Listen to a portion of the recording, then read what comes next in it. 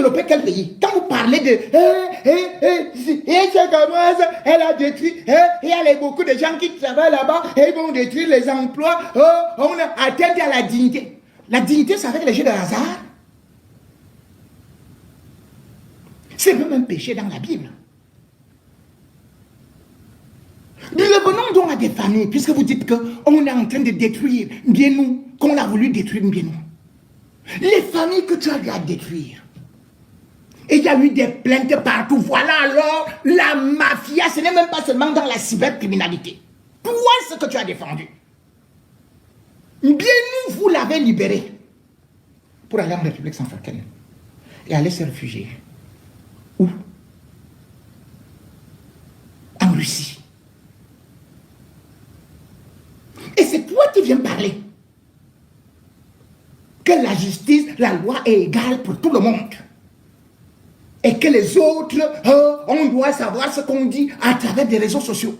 Alors que tu as des insulteurs professionnels qui sont là pour labourer, laminer Maurice Kamto. Qui, à travers des réseaux sociaux, se donnaient rendez-vous pour aller eux-mêmes kidnapper les vrais opposants. Et tu parles de Aïcha Kamoise.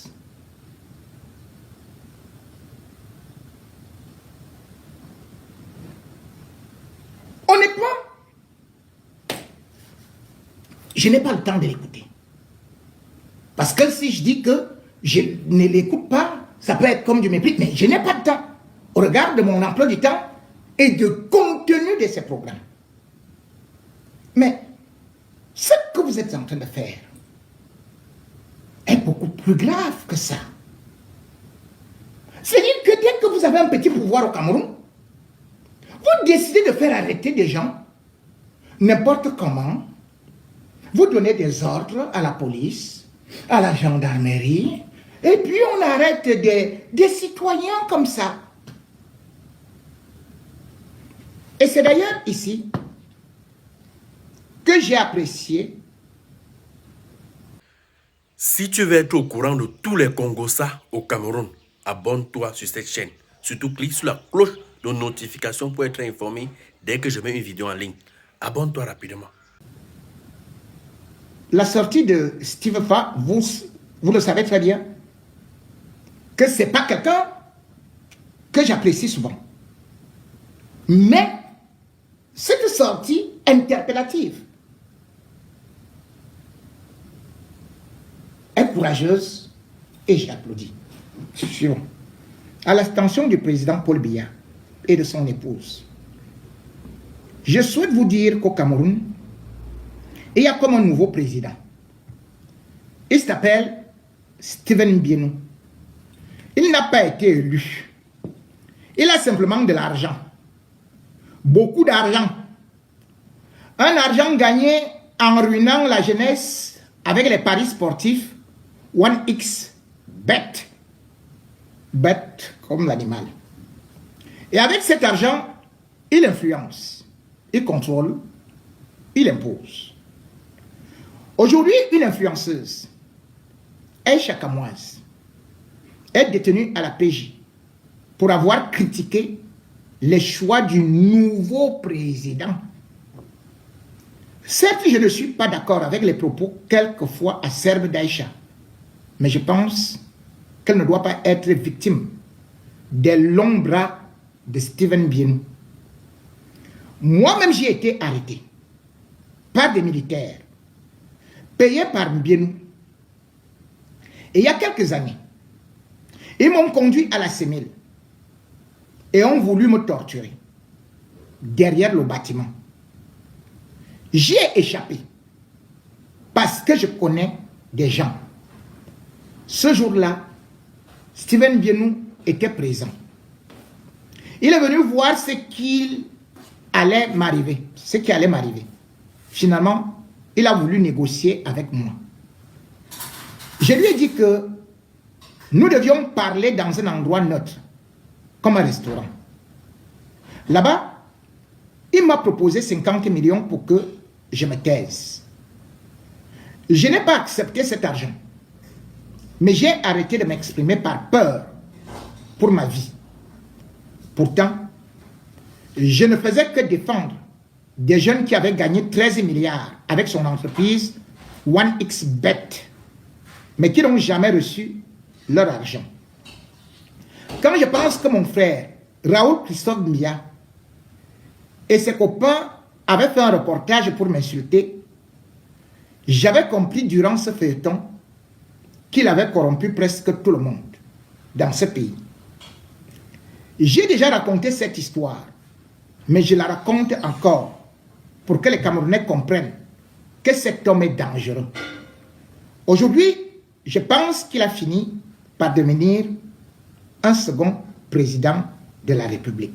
Signé Steve Fa. Quand vous regardez donc les méthodes de Mbienou, c'est carrément les méthodes des hommes-là, qui pouvaient faire venir des camions ou alors des doubles cabines de la gendarmerie pour arrêter même un directeur de médias comme Obama. Ernest Obama avait été déchaussé et les gens applaudissaient, on faisait des reportages. C'était incroyable, il se croyait tout puissant. Il avait humilié David Eboutou et Patrick Sapak de la même façon. C'est-à-dire on fait venir des gens, y compris même le procureur qui se déplace, on te déchausse, on te tabasse même à la plante des pieds. Parce qu'on est milliardaire, on est des hommes là. Et les gens applaudissent. Nadine Patricia a dû abandonner le journalisme. Maintenant, elle est devenue pasteur. Parce que les hommes là étaient venus la prendre ici en France. Que vient? Dès qu'elle est arrivée là-bas au Cameroun, les hommes là lui imposaient ceci. Elle veut dire que non, on lui a dit ok, d'accord. Même chose, les hommes là. Il a demandé, enlève les chaussures. Elle a enlevé les chaussures. Elle a marché comme exactement on a fait à Aïcha Kamoise. Elle est pieds nus.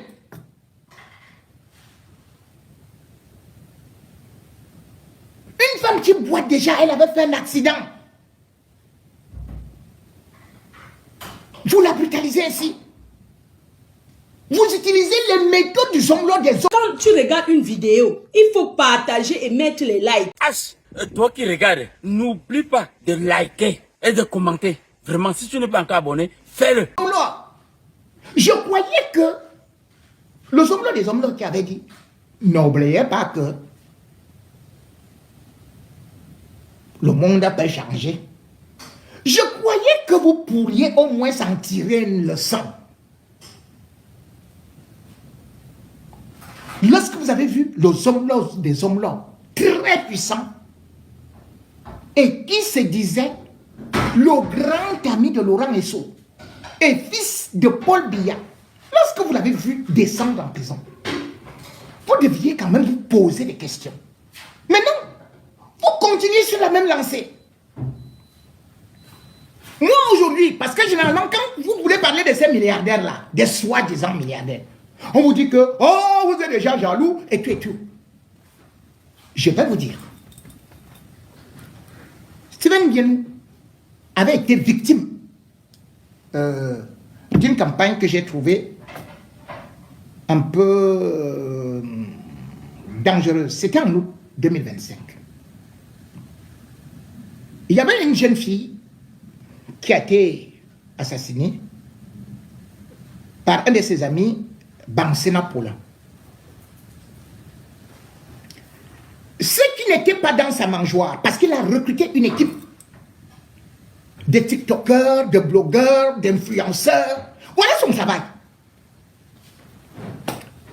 Ceux-là ont commencé à critiquer, à dire que, à faire une relation entre cet assassinat et lui. Je crois que vous vous souvenez que je suis venu prendre sa défense. Je vous ai dit, je ne voudrais pas que nous soyons tout simplement jaloux. Ce garçon, sorti de Balengou, et qui a fait quelques études, et qui est vite entré dans le monde des affaires, et qui a eu des partenaires, devait être encouragé parce qu'il avait fui finalement le Cameroun pour aller s'installer à Dubaï. Disait cette façon de vouloir toujours mettre les gens dans le moulinex n'était pas bien. Parce qu'après enquête, j'avais constaté qu'il n'avait rien à voir et il n'y avait pas de mobile. J'avais pris sa défense. Donc ne dites pas que, oh, moi aussi, d'ailleurs, moi je ne connais même pas. J'avais pris sa défense. Parce que j'ai toujours pris la défense d'une jeunesse qui ose, qui peut réussir. Mais dès que vous commencez à abuser, directement je suis contre vous. Mais en même temps, je ne détruis pas. Comme Steven Bienou.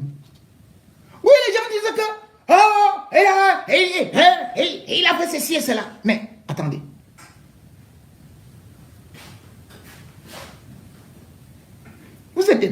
On est des personnalités. Monsieur Steven Bienou est une personnalité.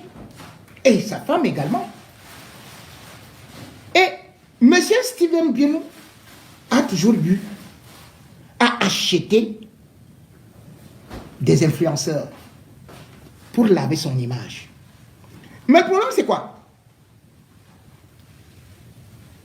C'est qu'avec ces gens, et même ses propres collaborateurs, il utilise toujours des méthodes de voyous, de fémans, des gangs, de la mafia. Et c'est ça qui est un vrai problème. Parce que vous vous rappelez quand même que à l'époque, nous sommes par exemple en décembre 2023.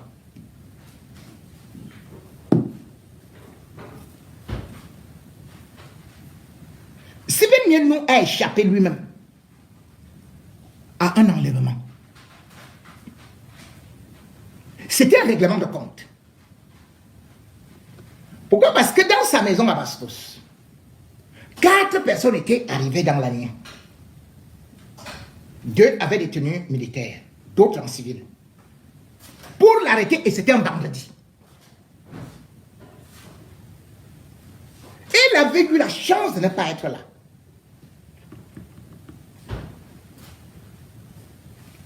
On avait arrêté son frère. On est parti avec lui. Mais comme Steven Bienou a quand même des longs bras, il avait découvert que c'était les gars de la DGRE. Parce que même la DGRE, comme exactement Amgo Belinga, il finance. Et je peux d'ailleurs vous dire que Steven Bienou avait remis une somme d'argent à un petit que je ne veux pas citer, 150 millions, pour que un de ses protégés devienne directeur général de la DGRE. S'il fait gnac, je vais tout balancer.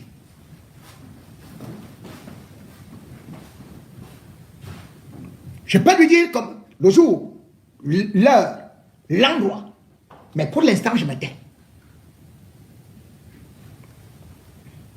Il avait fait qu'on arrête donc ces gens-là. On les a coffrés. Mais pourquoi est-ce que ces gens voulaient aussi lui régler des comptes? C'est-à-dire exactement comme vous voyez l'affaire de Martinez, c'est-à-dire les affaires privées. Parce que en septembre de la même année, je crois, 2000.